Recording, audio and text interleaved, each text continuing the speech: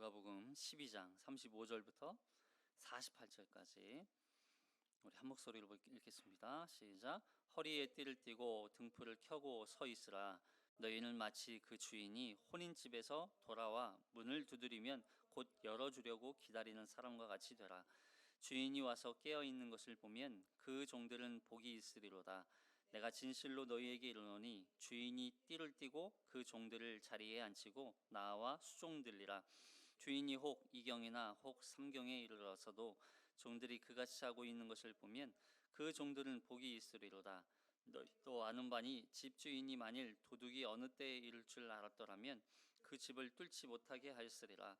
그러므로 너희도 준비하고 있으라. 생각하지 않은 때에 인자가 오리라 하시니라. 베드로가 여짜오되 주께서 이 비유를 우리에게 하심이니이까 모든 사람에게 하심이니이까?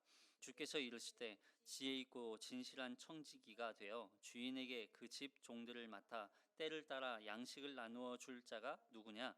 주인이 이를 때에 그 종이 그렇게 하는 것을 보면 그 종은 복이 있으리로다. 내가 참으로 너희에게 이르노니 주인이 그 모든 소유를 그에게 맡기리라.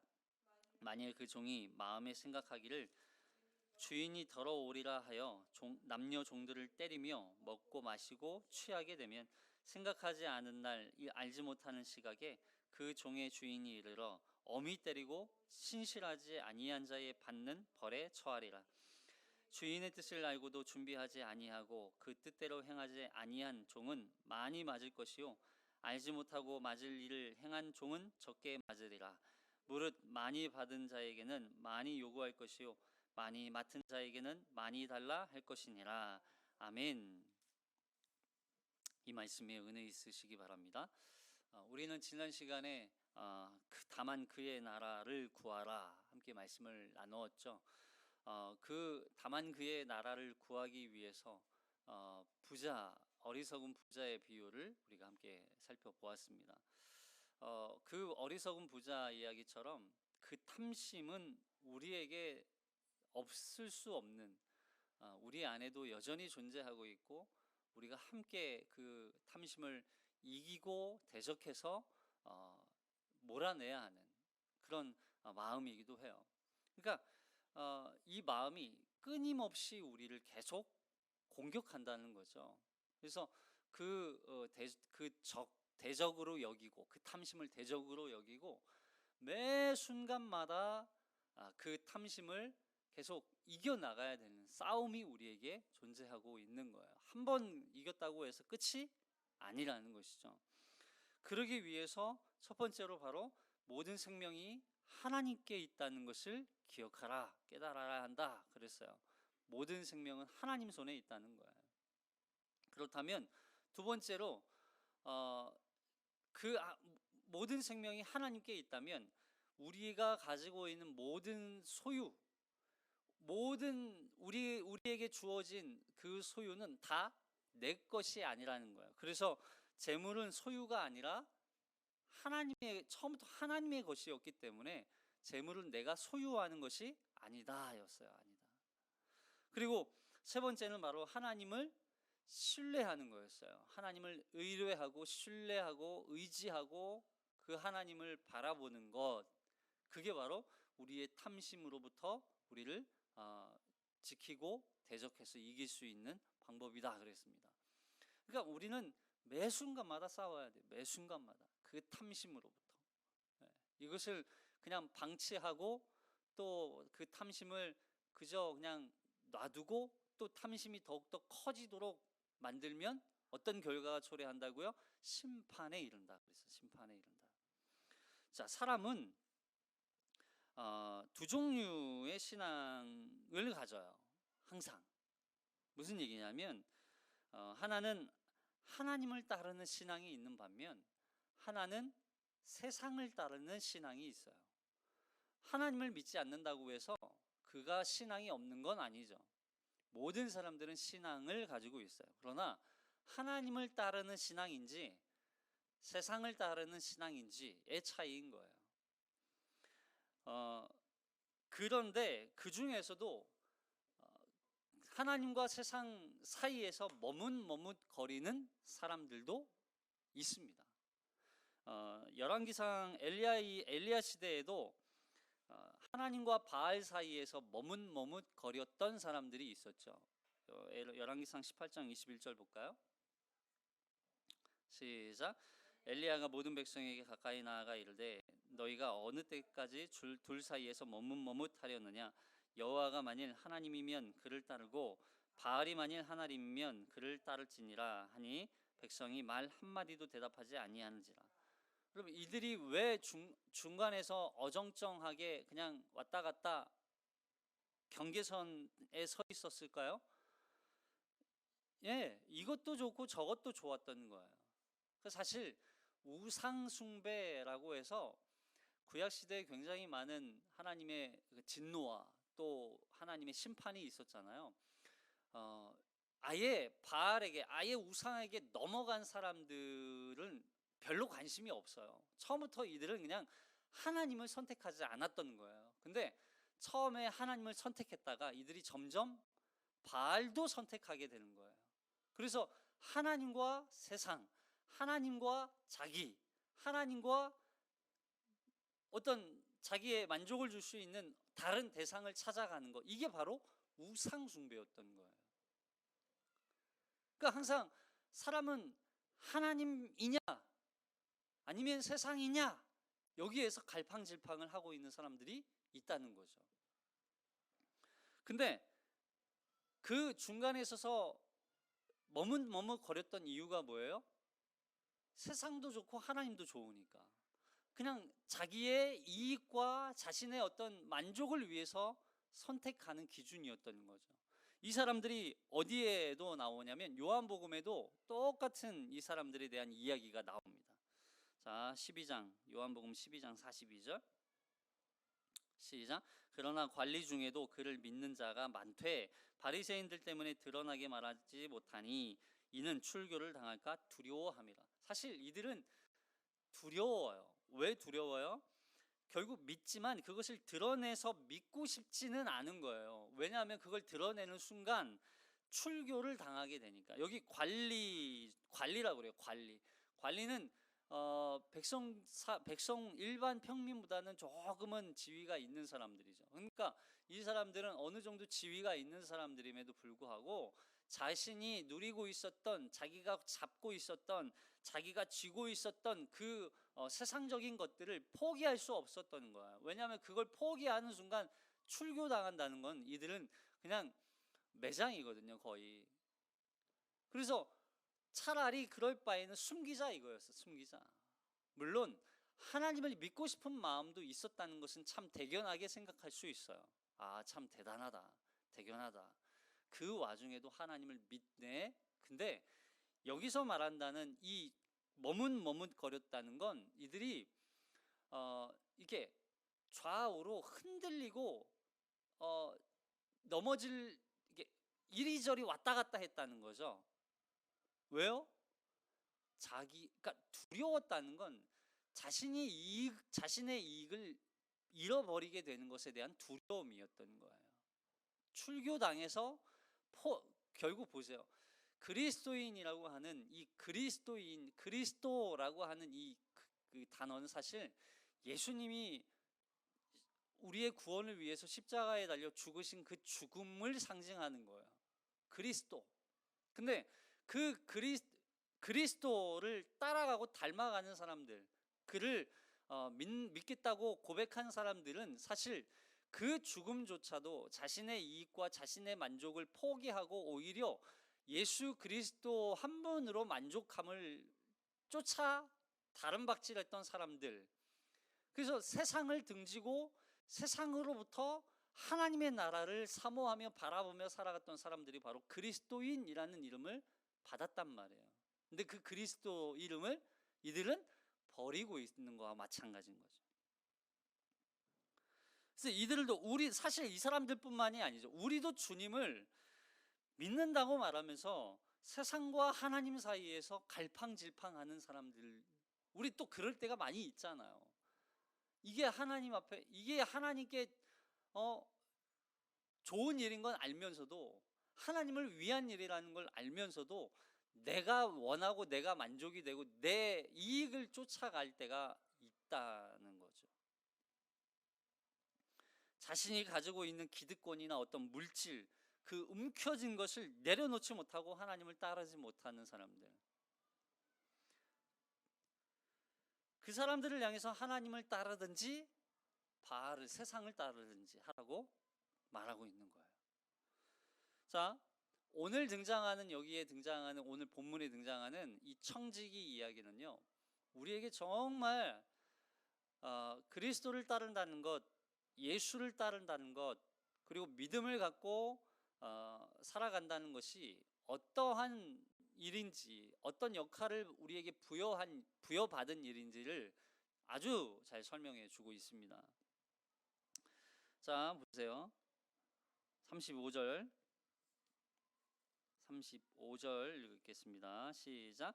허리에 띠를 띠고 등불을 켜고 서 있으라. 너희는 마치 그 주인이 혼인집에서 돌아와 문을 두드리면 곧 열어주려고 기다리는 사람과 같이 되라. 자, 여기 본문에 참 우리가 많이 익숙한 그런 표현들이 등장하죠. 허리에 띠를 띠고, 그죠? 약간 우리 에베소서 6장에서 전신갑주 이야기가 조금 생각이 나잖아요. 허리에 띠를 띠고 등불을 켜서 또 서 있으라. 이 말씀을 누구에게 하시는 말씀이에요? 너희는, 그러죠. 너희는, 여기서 말하는 너희는 제자만 포함일까요? 아니면 모든 거기에 모여 있는 무리들을 포함할까요? 여기 모든 무리 그리고 제자 모두를 다 포함해서 말씀하시는 거예요. 왜 그런지 뒤에 가서 말씀을 드릴게요. 자, 여기 세 가지를 말씀하세요. 첫째, 허리에 띠를 띠고, 당시의 옷은 이렇게 통으로 그냥 길게 입었던 옷이고, 특별히 이제 활동을 하기 위해서는 이 너무 거치장스럽잖아요. 이 옷이 길고 통으로 입으니까. 그래서 특별한 활동을 하기 위해서는 반드시 띠를 이렇게 띄어서 정리를 하고 그리고 일을 했던 거죠. 그리고 그 띠에다가 때로는 자기가 필요로 하는 공구들이나 어떤 장비들을 이렇게 가지고 다니기도 하는 그런 역할을 했었던 거예요. 그리고 등불을 켜고, 등불은 뭐예요? 등불은 어둠 속에서도 볼 수 있도록 해주는 역할을 하죠. 등불. 그래서 등불을 들고 다닌. 그래서 어두움 동안에도 활동할 수 있는 역할을 보여주는 거죠. 등불을 켜고. 이 등불을 들라는 건 어둠을 준비하는 거예요. 어둠을 대비해서. 그리고 어둠이 찾아왔을 때 당황하지 않고 그 어둠 속에서도 해야 할 일을 해야 하기 때문에. 이해되셨죠? 자, 그리고 세 번째는 서 있으라. 성경에서 항상 서서라고 하는 건, 서서는 준비를 말하는, 준비하는 상태. 결국 이 세 가지, 허리에 띠를 띠고 등불을 들고 그리고 등불을 켜고 서 있으라. 이 서 있다는 건 어둠이 언제 찾아올지 알 수 없는데 어쨌든 어둠이 찾아올 때에 분별할 수 있는, 그러니까 일을 할 수 있는 준비를 하고 있어라, 이런 의미인 거예요. 언제 어둠이 찾아올까요? 밤. 그러니까 이건 사실 우리가 어떤 현상적으로 나타나는 그런 해가 지고 밤이 찾아오는 그런 어둠만 이야기하는 게 아닌 거예요. 자, 그런데 이 사람이 해야 할 역할이 여기 주어져요. 뭐예요? 문을 열어주기 위해서 기다리는 사람. 문을 열어주기 위해서 기다리는 사람. 그럼 다시 말하면 이 사람은 문지기라고도 하고 청지기라고도 하고 종일 수도 있어요. 근데 이 청지기는 누구를 가리켜요? 누구를 기다려요? 누구를 기다려요? 주인을 기다려요. 자, 주인이 어디에 갔다 옵니까? 혼인집. 그러니까 주인이 어느 혼인잔치에 초대를 받아서 그 주인이 출타를 해서 그 혼인잔치에 다녀와야 되는 거예요. 근데 다녀오는데 언제인지 알 수 없으니까 문 열 준비를 하고 있어라, 이런 거죠. 자, 근데 자, 이 당시 혼인 잔치, 특히 이 당시의 결혼 문화는 밤에 했습니다, 주로. 낮에는 너무 뜨겁고 덥기 때문에 낮에는 활동을 잘 안 해요. 어떤 행사도 잘 안 해요. 여행도 저녁에 다녔고 밤에 다녔고 어떤 가족 모임도 저녁에 했고 또 여기 혼인 잔치도 주로 밤에 했어요. 그러다 보니까 밤이 되면 사람들이 이렇게 혼인 잔치에 모여서 함께 혼인에 참석한 뭐 그런 하객들로 함께 축제를 벌이고 좋은 시간을 보내고 돌아가죠. 근데 당시에는 그냥 하루의 어떤 그런 혼인 잔치가 아니라 최소 3일, 그리고 길게는 한 달 정도씩 이 혼인 잔치를 했어요. 지금도 중동 이쪽 지역에서는 혼인 잔치, 결혼 잔치 한다 그러면 이 신랑 집에서 거의 뭐 이렇게 한 달 정도, 길게는 일주일 정도, 한 달 정도, 보통 일주일 정도씩 혼인 잔치를 했어요. 그러다 보니까 우리 저기 가나의 혼인 잔치 때 포도주가 떨어져서 예수님이 그 물로 포도주를 만드시는 사건도 있었잖아요. 이게 그냥 하루 만에 포도주가 다 떨어졌다 이런 의미가 아니었어요. 당시에는 며칠에 걸쳐서 혼인 잔치를 했기 때문에 사람들이 얼마나 올지 몰라요. 그래서 포도주를 정말 많이 준비를 해야 돼요. 그리고 그 준비를 며칠 먹을 양을 준비를 했음에도 불구하고 포도주가 떨어진 거예요. 그러니까 그 포도주가 있어야 혼인잔치가 계속 유지되고 기쁨이 계속 유지될 텐데 포도주가 떨어지는 순간 계획했던 날짜까지 혼인잔치를 할 수가 없는 거야. 그래서 사람들이 이건 혼인잔치에 와서 포도주가 없어. 그래서 사람들이 다 가버리면 그 혼인은 기쁨이 없는 혼인잔치가 되는 거죠. 그래서 예수님이 그 물을 통해서 물을 포도주가 되게 하셔서 그 기쁨을 계속 유지하게 하시고 그 기쁨을 더 크게 하셨다, 이 이야기였던 거예요. 자, 그래서 이 사실 그렇게 최소한 3일, 뭐 아무리 짧아도 하루 밤이 끝날 때까지는 어쨌든 혼인잔치를 할 거 아니에요. 그러면 주인이 도대체 언제 올지 알 수가 없는 거죠. 주인이 와서 밤에 왔는데 문을 두드리면서 문 열어라 했는데 종들이 다 자고 있다고 생각해 보세요. 종들이 아무도 문 열어주지 않는다고 생각해 보세요. 주인이 화가 나겠죠. 그 화가 난 주인이 들어와서 그 종들을 가만히 놔두겠느냐, 이런 뜻인 거예요. 그러니까 너희가 그렇게 주인이 문 열어달라고 요청할 때 문 열어줄 수 있도록 깨어 준비하고 있으라, 이 이야기를 하시는 거죠. 자, 그러면 그 임무를 맡은 문지기, 종은 어떻게 할까요? 준비하는 거죠. 주인이 올 때를 대비하고 있는 거예요. 여기 깨어 준비하고 기다리라 하는 말은 주인을 기다리는 청지기의 자세인 거예요. 그 임무를 맡은, 그 임무를 권한을 받은 이 종은 이제 한 가지만 생각하는 거예요. 주인이 오실 날을 기다리면서, 주인이 언제 오실지를 생각하면서 하루하루 그 시간을 보내는 거죠. 근데 그래서 36절에 그 주인을 기다리는데 주인이 오시면 문 열어드릴 그때를 준비하면서 기다려라, 그런 거예요. 그때를 준비하면서. 이것이 우리 그리스도인의 종말론적 신앙입니다. 예수님이 초림은 우리와 그러니까 이 이야기를 결혼을 빗대어서 우리가 조금 이해를 할 필요가 있어요. 예수님이 오셔서 그 그리스도 예수를 믿는 자들에게 하나님의 자녀가 되고 그리고 하나님 나라에 들어갈 하나님의 백성이 되게 하시고, 사실 그것이 끝이 아니에요. 그리스도와 연합하여 그리스도의 신부, 그러니까 예수를 믿는 자들은 그리스도의 신부가 되는 자격을 얻는 거예요. 그래서 그 그리스도의 신부로서 우리는 이제 주님을 믿는 순간부터 이제 주님이 다시 오실 때까지 살아가는 거예요. 이해되세요? 우리는 이제 정혼한 몸이에요. 정혼한 몸.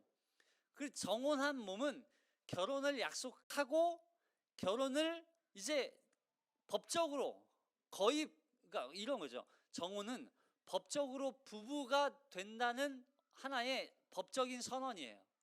근데 뭐가 안 돼요? 아직 그 합방이라고 그러죠. 같이 사는 건 아직 안 돼요. 무슨 얘기냐면 정혼을 통해서 실제적인 결혼식을 올릴 때까지는 우리가 그 신랑을 기다리는 기간을 사는 거예요.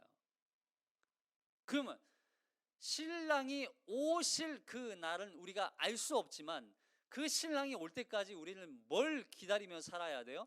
오실 신랑을 기다리면서 사는 거예요. 이 땅에 다시 오실 그 신랑을 기다리면서 살아가는 거예요. 그러면 우리가 깨어있지 않을 수가 없다는 거죠. 그 다시 오실 신랑을 맞아 우리가 이제 실제적인 결혼을 통해서 그 신랑과 함께 하나의 공동체를, 하나의 한 가족을 이루어서 하나님의 나라라고 하는 그곳에서 영원히 살 그 결혼, 천국 잔치, 그 결혼식에 우리가 참여함을 받은 자들인데 그 날을 목적을 두고 우리는 살아가는 거예요, 이제. 근데 그 날이 사실 거기에 머물러 있는 게 아니에요. 그날은, 그날 예수님도 우리에게 오기 위해서 지금 보세요. 하나님 예수님이 올라가셔서 뭘 만들고 계세요? 집을 만들고 계신다고 그랬어요. 거처를 마련하리라. 거처를 마련하겠다는 건 우리의 집을 마련하고 있겠다는 거예요.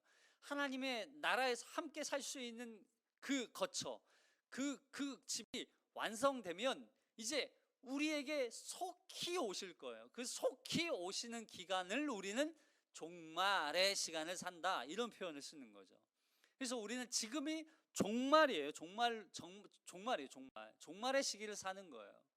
근데 이 시기를 살면서 우리가 그냥 이 땅에서 남겨진 이 세상의 만족을 위해서 이 세상을만 바라보고 이 세상의 목적을 두고 사는 게 아니라 우리가 정말 목적으로 두고 살아야 할 그곳은 그 마지막 때 주님을 만나는 그날이에요. 그 혼인잔치를 기다리면서 사는 거예요. 그걸 준비하란, 그걸 깨어. 그날을 깨어 준비하라는 거예요. 그렇다면 뭘 하면서 해야 돼요? 그 말씀이 여기 37절부터 있어요. 자, 37절부터 40절까지죠. 시작. 주인이 와서 깨어있는 것을 보면 그 종들은 복이 있으리로다. 내가 진실로 너희에게 이르노니 주인이 띠를 띠고 그 종들을 자리에 앉히고 나와 수종들이라. 주인이 혹 이경이나 혹 삼경에 이르러서도 종들이 그같이 하고 있는 것을 보면 그 종들은 복이 있으리로다. 너희도 아는 바니 집주인이 만일 도둑이 어느 때 이를 줄 알았더라면 그 집을 뚫지 못하게 하였으리라. 그러므로 너희도 준비하고 있으라. 생각하지 않은 때 인자가 오리라 하시니라. 여기 보세요. 주인이 와서 깨어 있는 것을 보면 그 종들은 뭐가 있대요? 복이 있으리로다. 복이 있으리로다. 그러니까 깨어 있는 것을 보면 그 주님을 만날 그날을 학수고대하면서 기다리며 깨어 준비하고 있는 그 종들을 보면 그 종들은 복이 있도다. 그리고 그 주인이 혹 이경이나 삼경이나, 여기서 말하는 이경이나 삼경은 굉장히 어두운 밤이에요. 사실 유대인의 밤, 또 유대법의 밤, 이거는 이제 두 개로, 세 개로 나누냐, 네 개로 나누냐, 이런 차이인데, 어쨌든 이경 삼경은 밤 9시부터 새벽 2시까지 사이를 의미하는 거거든요. 굉장히 어두운 밤인 거죠. 여기 포커스가 주인이 올 때가 어느 때인지 알 수 없으니까 잠도 자지 말고 깨어 있으라, 이런 뜻일까요? 잠도 자지 말고, 아니 언제 오시는지도 모르는데 오늘도 자지 말고 내일도 자지 말고 졸지도 말고 일도 하지 말고 아무것도 하지 말고 주인이 올 것을 기다리면서 살아라, 보내라, 그런 뜻이에요. 우리 이제 예전에 다미선교에서 이렇게 그 마지막 종말론 때문에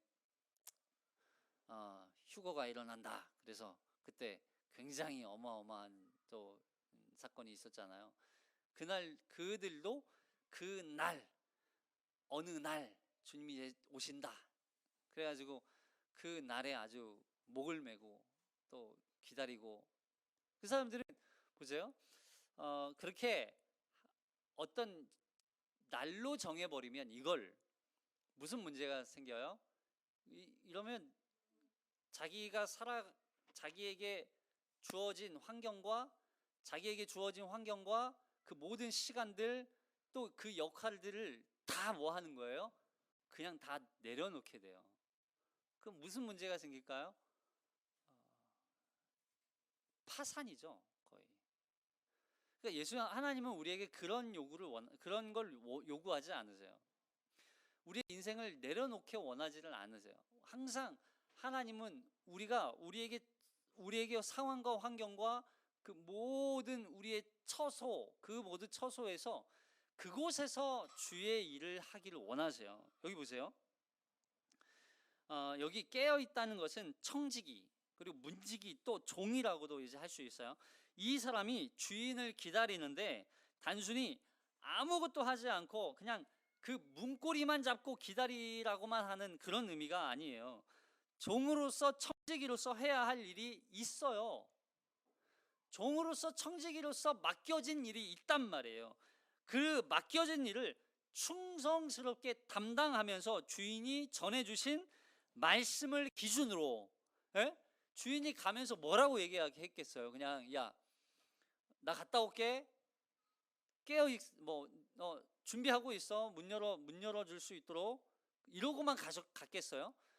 주인이 그렇게 갈 때에는 그 주인이 가지고 있는 그 재산, 그 집, 그 소유물, 그리고 그 남은 다른 종들, 이것들을 어떻게 해야 돼요? 관리해야 되는 거예요. 그냥 아무것도 안 하고, 아니 밥도 먹지 않고 있으라는 얘기가 아니잖아요. 그게 이런 거예요. 그 맡겨진 일을 충성스럽게 담당하면서 주인이 전해주신 그 말씀을 기준으로 하루하루를 살면서 기다리는 거예요. 주인이 전해주신 말씀을 기준으로, 예? 이것이 깨어있는 거예요.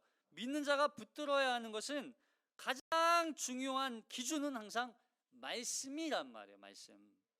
뭐가 기준이라고요? 말씀이 기준이라고요. 여기 깨어있는 성도, 지혜로운 청지기에 대한 이야기가 3가지가 기억해야 돼요. 첫 번째 뭐예요? 주인은 반드시 돌아온다는 거예요. 주인은 반드시 돌아온다는 거예요. 안 오셔요? 오시죠. 반드시 오세요. 여기 요한복음 14장 1절.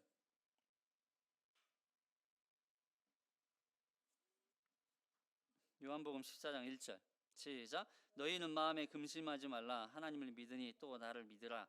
내 아버지 집에 거할 곳이 많도다. 그렇지 않으면 너희에게 일렀으리라. 내가 너희를 위하여 거처를 예비하러 가노니 가서 너희를 위하여 거처를 예비하면 내가 다시 와서 너희를 내게로 영접하여 나 있는 곳에 너희도 있게 하리라. 보세요. 하나님을 믿으니 또 나를 믿으라.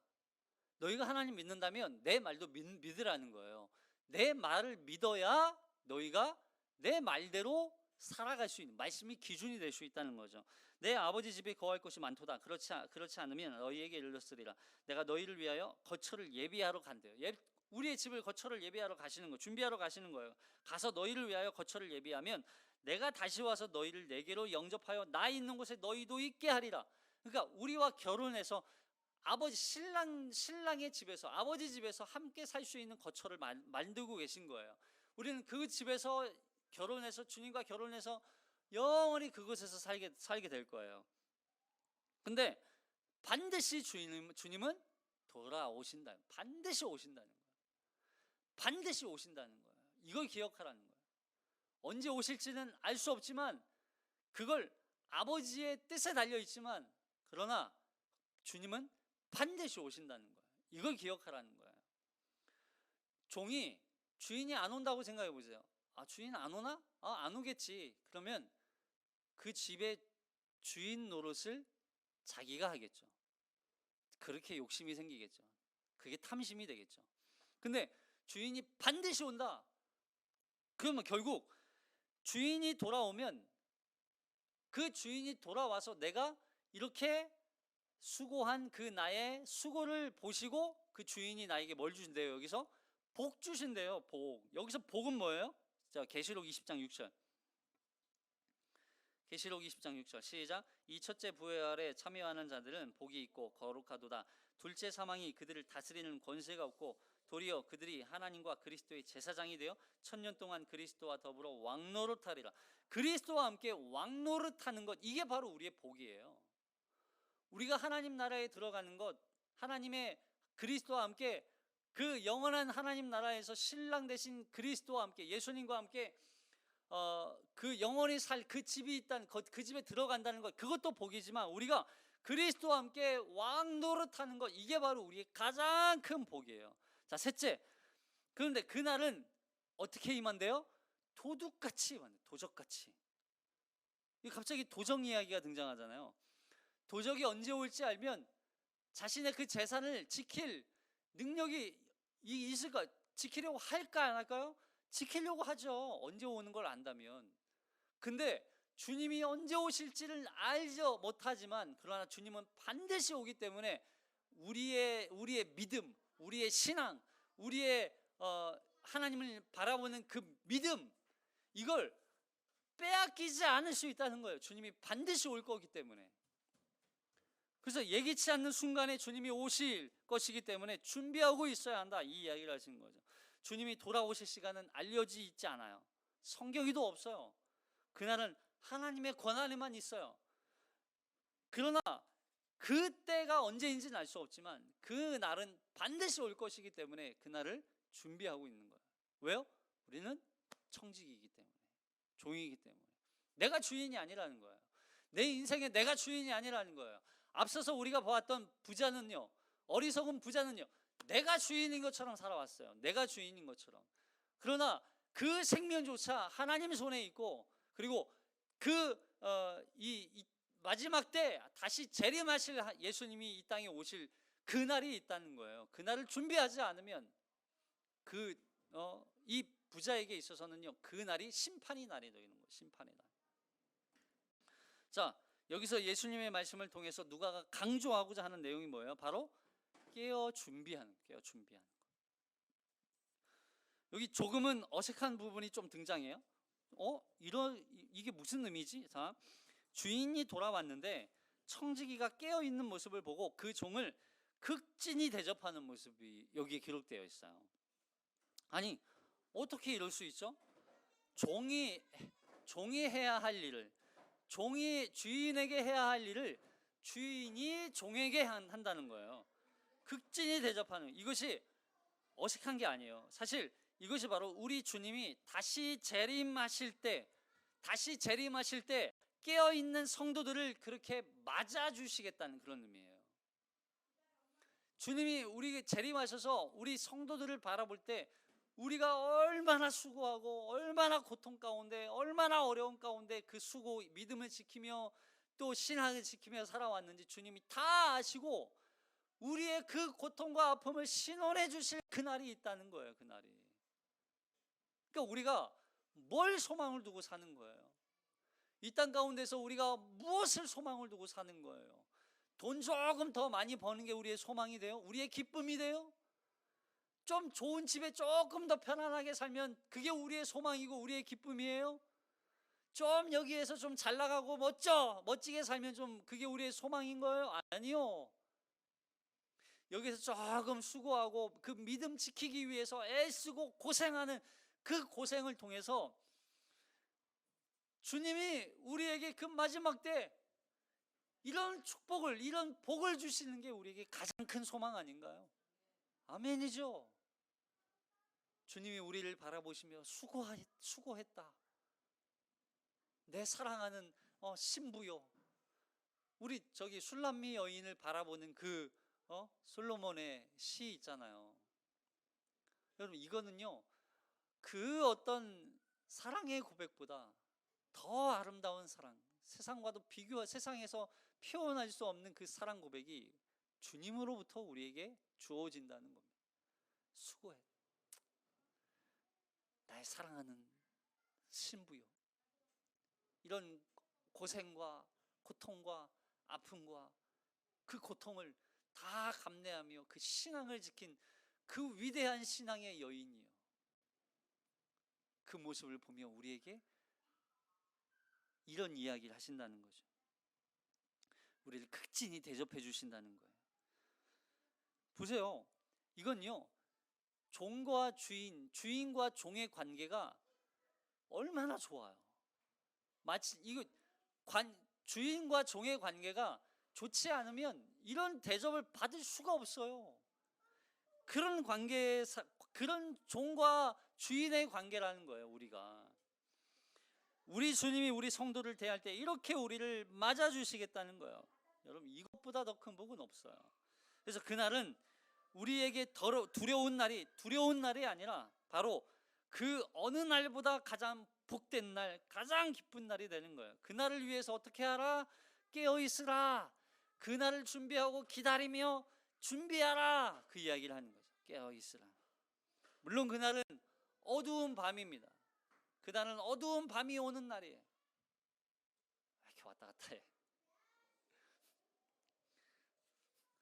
그날은 참 어두운 날이에요. 한 치 앞도 보이지 않는 정말 두려운 날이에요. 그러나 그 어두운 밤을 우리는 견뎌내야 합니다. 어두움 하면 성경에서도 굉장히 좀 이렇게 부정적인 의미로 많이 쓰여요. 어둠 하면 그 니고데모 율법학자, 또 부자 청년, 이런 사람들이 이 사람이 예수님과 대화하고 돌아가던 것도 밤이었고요. 대화하는 것도 밤이었고요. 그리고 성경에서 자주 밤에 대한 그런 이야기가 나오죠. 그 밤은 사실 약간 부정적인 그런 의미로도 쓰이기도 해요. 영적인 어두움, 이런 표현하기도 하죠. 그런데 이 히브리인들에게서 이 밤은요, 사실 부정적으로만 쓰이지 않아요. 왜냐하면 밤을 지나야 동이 트기 때문에 동이 트는 그 아침이 오고 있다는 그런 긍정적인 의미로도 이들은 이해를 하고 있어요. 밤을 지나야 밝은 햇빛이 비치는 밝은 빛이 나는 아침이 된다는 그 의미가 담고 있기 때문에 여러분, 우리의 인생 가운데서도 사실 밤이 지나야 하나님 앞에 갈 수 있는 밝은 빛이 우리에게 찾아올 수 있는 거예요. 그 밤을 우리는 견디어내는 거죠. 근데 그것을 사실 우리는 우리의 힘과 우리의 노력으로 이 시간을 보내는 게 아니에요. 보세요, 우리에게 누가 오세요? 성령님이 오셔서 우리가 그 어두움 가운데서 헤매지 아니하고 그 어둠 속에서 방황하지 않고 다시 그 진리를 향해서 온전히 걸어갈 수 있도록 그 말씀으로 우리를 인도하시는 분이 성령님이란 말이에요. 주는 내 발의 등이요 내 길의 빛이니이다. 이 말씀처럼 주님의 그 말씀을 따라서 살아갈 수 있도록 성령께서 그 빛을 향해 걸어갈 수 있도록 우리를 계속 인도하신단 말이에요. 그러니까 우리는 사실 어두운 밤이지만 두려워할 필요가 없어요. 그 빛을 따라 성령의 인도함을 따라서 살아가면 그 마지막 때에 비로소 빛 가운데에서 주님을 만나보게 되는 거예요. 자, 세상은 우리에게 항상 속입니다. 평안하다, 자도 된다, 그냥 평안하게 살아, 그냥 자도 돼, 뭘 깨어있어 힘들게, 그냥 네가 하고 싶은 대로 살아. 그날이 안 올 거야. 그날은 오지 않을 거야. 그냥 잠자면서 편안하게 네 마음대로 살아. 편안하게 잠이나 자고 그런 날은 안 올 거라고 거짓으로 속여요. 그러나 그날은 반드시 온다는 거예요. 그것을 기억하고 기쁨으로 기다리며 준비하라, 이 말씀을 하고 있는 것입니다. 자, 이에 대해서 베드로가 예수님께 물어요. 자,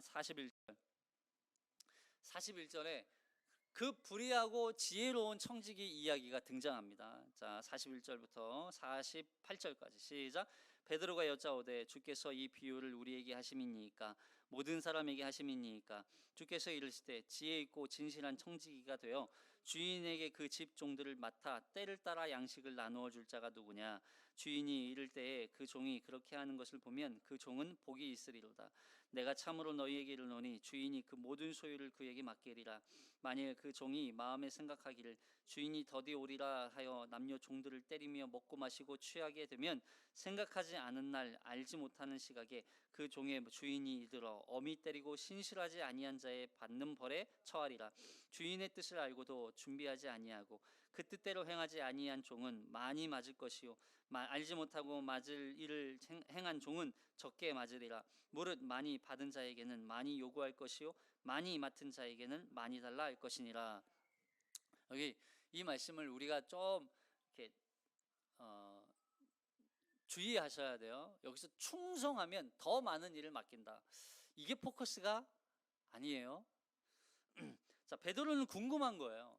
지금 예수님을 따라다니는 자신들을 이 제자들을 향해서 하신 말씀인지 아니면 여기 모여 있는 제자들을 제외하고 다른 무리 사람들을 향해서 하신 말씀인지, 이 말씀을 우리는 어떤 청지기인지 살펴보시기 바랍니다. 그러니까 나는 과연 어떤 청지기인가? 나는 과연 불의한 청지기인가? 아니면 나는 지혜롭고 불의하지 않은 의로운 청지기인가? 한번 살펴보세요. 먼저 지혜로운 청지기. 자, 여기 지혜로운 청지기는 임무를 맡았어요. 어떤 임무인지 나오죠. 지혜 있고 진실한 청지기가 되어 주인에게 그 집 종들을 맡아 때를 따라 양식을 나누어 줄 자가 되라. 임무를 맡았어요. 그 집을 맡았어요. 그리고 종들도 맡았어요. 그리고 때를 따라 양식을 나누어 줘야 하는 임무를 맡았어요. 보니까 종 하니까 종은요, 지혜로운 청지기는 뭐냐면 자신이 종이라는 걸 아는 거예요. 자신이 종이라는 사실을 깨닫는 거예요. 자신의 주인이 아니라는 거예요. 보세요. 우리 앞서서 어리석은 부자 이야기할 때 관점이 항상 자기였어요. 나의 소유, 나의 곡간, 나의 곡식. 자기가 주인인 거예요. 내가 주인인 삶을 살아가는 거예요. 근데 뭐예요? 종이라는 걸 기억하라는 거, 종이라는 거. 우리는 종이라는 거예요. 그리고 종은 뭐예요? 주인의 뜻을 따라서 일하는 거예요. 주인의 뜻을 따라서. 다른 일 하는 게 아니에요. 자기가 하고 싶은 일을 하는 게 아니에요. 주인이 맡겨준, 주인에 의해서 주인이 하신 말씀을 따라서 일을 하는 거예요. 그리고 일하고 있는 것으로 주인이 돌아올 때 칭찬받는 거예요. 다른 것으로 칭찬받지 않아요. 주인이 맡겨준 일을 했을 때에 칭찬받는 거예요. 근데 불의한 청지기도 있어요. 불의한 청지기는 주인이 언제 온다고 생각했다고요? 더디 온다고 생각해요. 더디 온다고. 안 올 거야. 지금 오늘은 아니야. 아직은 아니야. 주인이 오실 날이 아니야. 그러니까 주인이 오시지 않는다는 건 쉽게 말해서 주님의 재림은 아직 멀었다고 얘기하는 거야. 아직 멀었어. 주인이 아직 안 오실 거야. 그러니까 그 시간 동안 뭐 하겠어요? 마음대로 즐겨. 마음대로 즐겨라. 놀아. 먹고 마셔. 주어진 권위를 이용해서 뭐 하는 거예요? 탐욕과 탐심을 쓰고, 그리고 주어진 권위를 이용해서 다른 사람을 학대하죠. 다른 종들을 때려요. 학대한다는 거예요. 뿐만 아니라 주인의 재산을 아주 탕진하죠. 방탕하게 사용해요. 주인의 물건을, 주인의 재산을. 그러면서 세상적인 쾌락에 빠져 살아요. 바로 이런 자에게 뭐가 임한다? 심판이 임한다. 그 이야기를 하는 거예요. 보세요.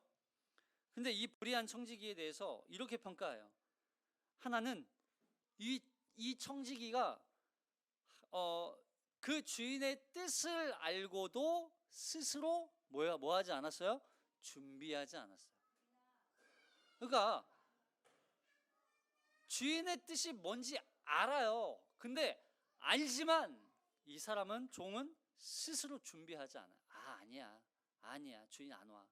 주인은 이걸 원하지 않아. 아, 괜찮아. 주인이 뜻이 뭔지 알면서도 뭐예요? 의도적인 거죠.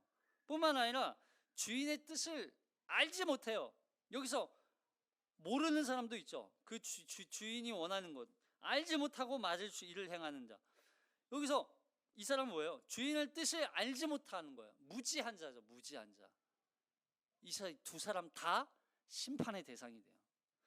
모르든지 알든지 심판은 둘 모두에게 임한다는 거예요. 결국 깨어 준비하지 않았던 거고, 그걸 나중에 몰랐다고 변명할 수 없다는 거예요. 그런데 주인이 늦게 더디 온다고 생각하고 자신에게 주어진 권한과 권위를 이용해서 악용하고 있는 거예요. 그리고 주인의 재산을 아주 방탕하게 사용하고 있어요. 몰랐다고? 몰랐다고 말할 수 있어요? 아니요, 그럴 수 없다는 거예요. 변명할 수 없다는 거예요. 자, 누가는 지혜로운 청지기, 누가 지혜로운 청지기고 누가 불의한 청지기라고 말하는 거예요?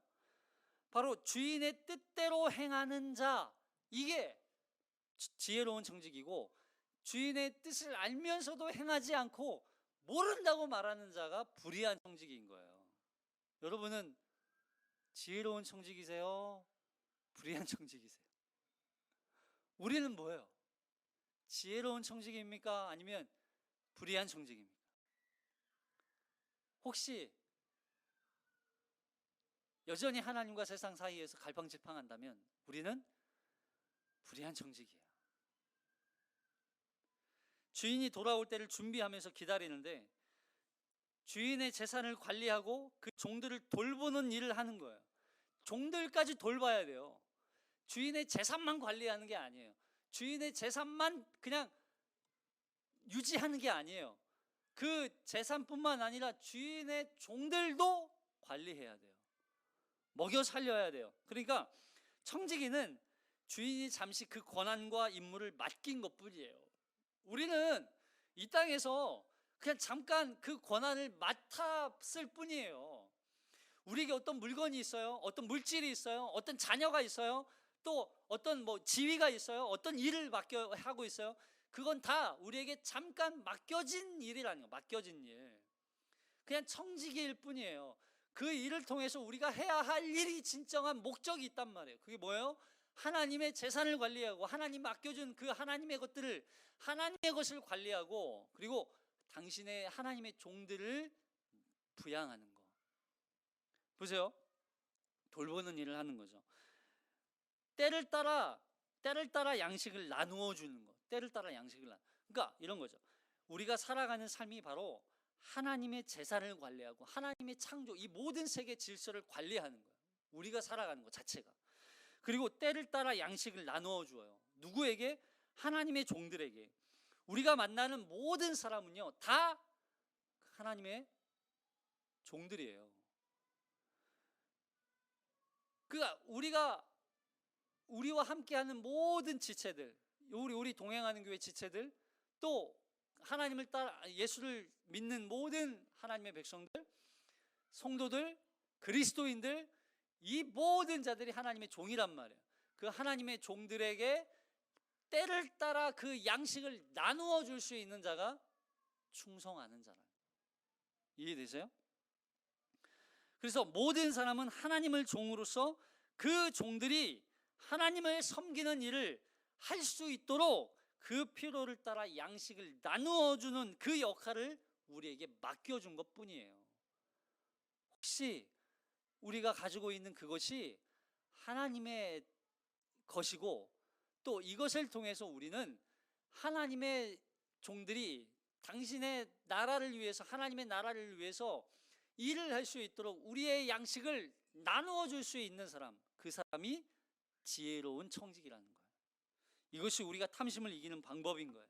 우리는 청지기라는 사실을 기억하라는 것입니다. 우리는 청지기예요.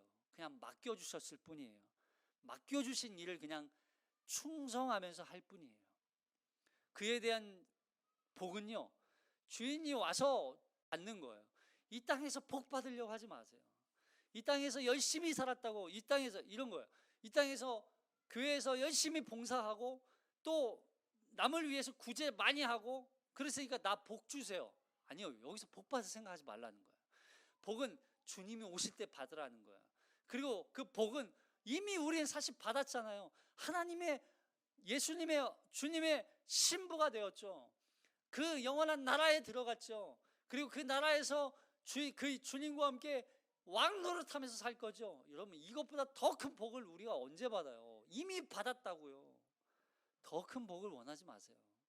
물론 하나님이 우리에게 다른 복을 주셔서 세상에서 또 우리가 할 수 있는 역할을 더 많이, 그 범위를 넓힐 수, 지경을 넓혀 가시는 일을 하게 하실 수도 있어요.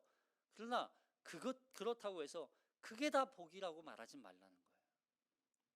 그걸 복이라고 생각하지는 말라는 거예요. 그건 우리에게 잠시 맡겨준 책임과 의무인 거예요. 우리가 마땅히 해야 할 의무, 그리고 그 마땅히 해야 할 책임을 다할 때 비로소 우리는 복을 누릴 수 있는 거예요.